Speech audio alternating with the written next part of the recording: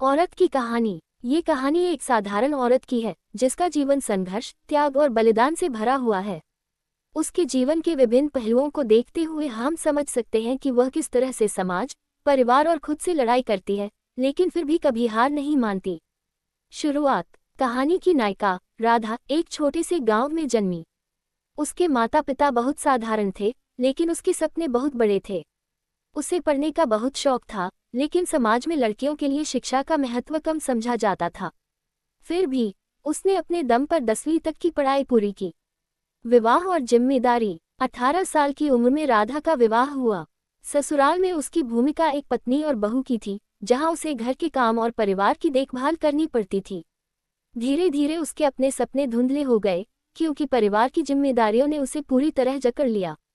संघर्ष। राधा की जिंदगी में असली संघर्ष तब शुरू हुआ जब उसके पति की नौकरी छूट गई। अब पूरे परिवार की जिम्मेदारी उस पर आ गई।